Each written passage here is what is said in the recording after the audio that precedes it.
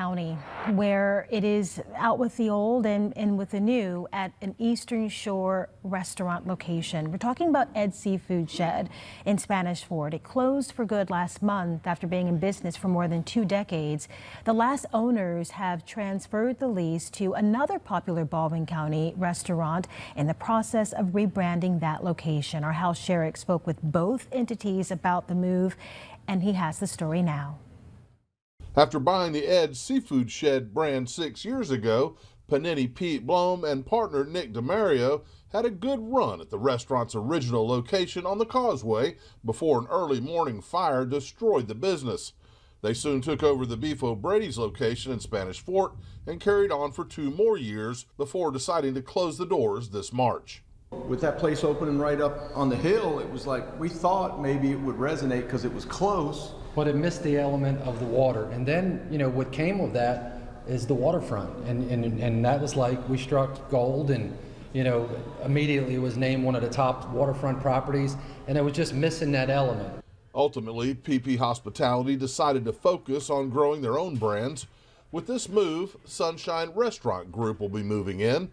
The Florida-based company has several brands in Baldwin County already, including the Hammered Crab in Gulf Shores, Vinny's Pizza at the Wharf, and the Groovy Goat at OWA.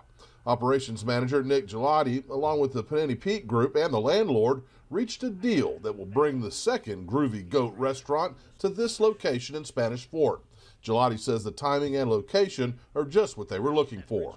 This was kind of a mutual thing. It was something they really helped us out with as far as getting us in here, getting us in with the landlord and everything.